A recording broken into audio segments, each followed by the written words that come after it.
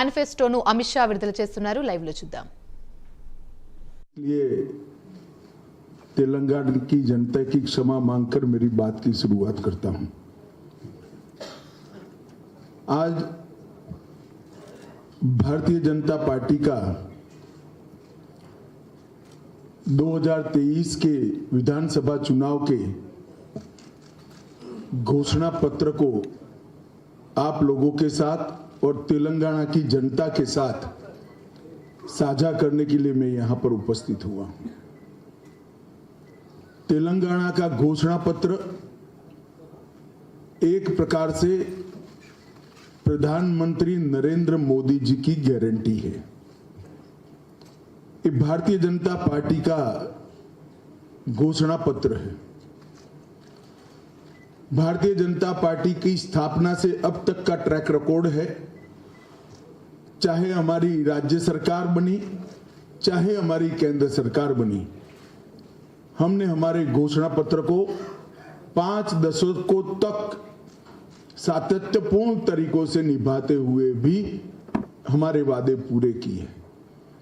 चाहे धारा 370 हटाने का वादा हो, चाहे राम मंदिर अयोध्या में बनाने का वादा हो, चाहे ट्रिपल तलाक को समाप्त करने का वादा हो, चाहे गरीब कल्याण की दीनदयाल उपाध्याय जी की मूल नीति का सवाल हो, हम सातत्यपूर्ण तरीके से जनसंघ के समय से अब तक हमारे वादों पर खरे भी रहे हैं। और जब हमें पूर्ण बहुमत देश की जनता ने दिया, ये सारे वादों को हमने पूरा भी किया है। देश की जनता इसकी साक्षी है। जहां तक तेलंगाना का सवाल है, मित्रों, अटल जी की सब देश में सरकार थी। अटल जी ने छत्तीसगढ़, झारखंड और उत्तराखंड का गठन किया था। कहीं पर भी कोई लड़ाई झगड़ा न हुआ और नए बने हुए राज्य और मदर स्टेट के बीच में कोई बैर भी नहीं हुआ। परंतु सालों तक तेलंगाना की मांग को कांग्रेस ने ठुकराया और फिर आनन फानन में चुनाव में एक एज लेने के लिए अकुदरती तरीके से जल्दबाजी में तेलंगाना बनाने का काम किया। कांग्रेस ने कभी भी तेलंगाना की मांग का समर्थन नहीं किया था, जबकि भारतीय जनता पार्टी ने 1997 से काकीनाडा में उस वक्त की आंध्र प्रदेश बीजेपी की इकाई ने एक वोट 2 राज्य का नारा दिया था। वो नारे को हम लगातार समर्थन करते रहे। हमने आंदोलन में भी सकारात्मक भूमिका निभाई और जब तेलंगाना बनने का सवाल आया, तब हमने तेलंगाना का खुलकर दोनों सदनों में समर्थन किया। तेलंगाना बनने के बाद नरेंद्र मोदी सरकार बनी। नरेंद्र मोदी सरकार ने तेलंगाना के विकास के लिए ढेर सारे काम करे। कांग्रेस पार्टी ने 2004 से 2014 तक संयुक्त आंध्र प्रदेश को डिवेल्यूशन और ग्रांटिंग एड का 2 लाख करोड़ रुपया दिया था, सिर्फ 2 लाख करोड़ रुपया। इसके सामने भारतीय जनता पार्टी की सरकार ने, नरेंद्र मोदी जी ने अकेले तेलंगाना को 2,50,000 करोड़ रुपया ये 9 साल में दिया है। इसका मतलब हमने 160% ज्यादा दिया है। 2 गुना से ज्यादा पैसा देने का काम भारतीय जनता पार्टी की सरकार ने किया। इसके अलावे अभी 900 करोड़ रुपए की लागत से समक्का सरक्का सेंट्रल ट्राइबल यूनिवर्सिटी, हल्दी के किसानों के लिए वैल्यू चेन और एक्सपोर्ट को बढ़ावा देने के लिए नेशनल टर्मरिक बोर्ड और कृष्णा वाटर डिस्प्यूट ट्रिब्यूनल 2 की टर्म्स ऑफ रेफरेंस को भी अभी मोदी जी ने अप्रूव किया है। राष्ट्रीय राजमार्गों में लगभग 56,000 करोड़ के नए रोड तेलंगाना को जोड़ने वाले बनाए। 13,000 करोड़ का 325 किलोमीटर लंबा हैदराबाद रायपुर एक्सप्रेसवे भी अलग से बनाया और लगभग 4600 करोड़ की लागत से 160 किलोमीटर लंबी नेशनल हाईवे ग्रीनफील्ड हाईवे की योजना भी तेलंगाना को दी। वंदे भारत ट्रेन सिकंदराबाद विशाखापट्टनम और 3 नई वंदे भारत ट्रेन तेलंगाना से अभी पाइपलाइन में है। 1200 करोड़ से अधिक हैदराबाद मेट्रो के लिए दिया और एयरपोर्ट में 6288 करोड़ रुपए का व्यय हैदराबाद अंतर्राष्ट्रीय एयरपोर्ट के लिए भारतीय जनता पार्टी के सरकार ने किया। 19 में बीबी नगर में एम्स की स्थापना की।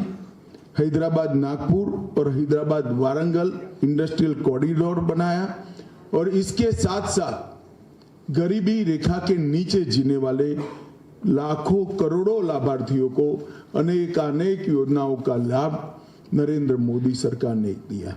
इसमें से मैं कुछ जरूर तेलंगाना की जनता को बताना चाहूंगा। किसान सम्मान निधि 40 लाख लाभार्थियों को हर साल 6,000 रुपया देने का काम किया। 54 लाख गरीबों के घर में नल से जल पहुंचाए और एक भी घपला घोटाला नहीं हुआ है। शौचालय 33 लाख गरीबों के घर में शौचालय पहुंचाने का काम किया। 1,90,00,000 लाभार्थियों को कोरोना से अब तक फ्री ऑफ कॉस्ट राशन मिलना चालू है। मुफ्त में 5 किलो राशन प्रति व्यक्ति प्रति माह मिल रहा है और मोदी जी ने घोषणा की है कि अगले 5 साल तक ये चालू रहेगा।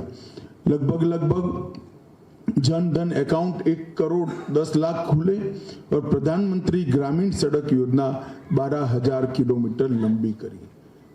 इसके सामने जो तेलंगाना के खैरख्वां बनकर केसीआर की पार्टी टीआरएस सत्ता में आई, इन्होंने क्या किया?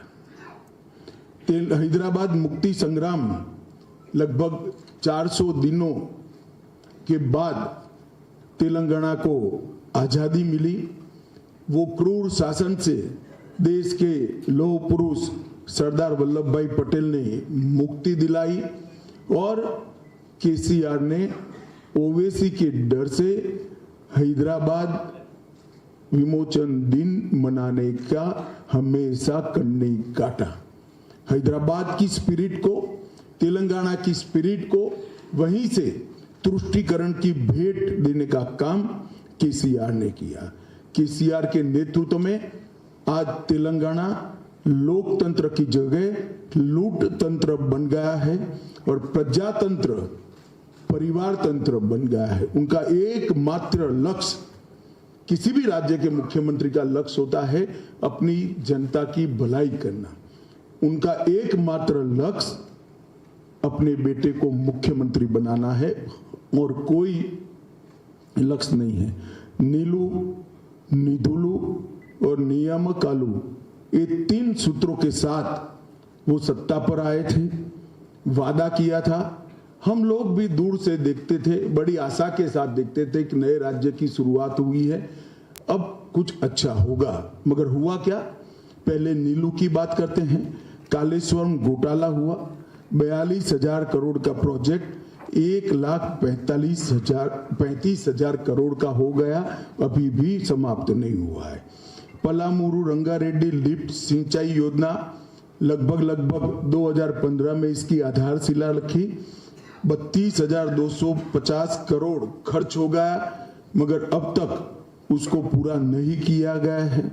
इसी तरह निधुलू की बात करें तो इनके परिवार का गबन का ये तेलंगाना सरकार जरिया बन गई। 2014 में जब तेलंगाना का गठन हुआ 370 करोड़ रेवेन्यू सरप्लस स्टेट था और आज ये लगभग 7 लाख करोड़ के ऋण में डूबा हुआ राज्य है। 370 करोड़ के सरप्लस से 7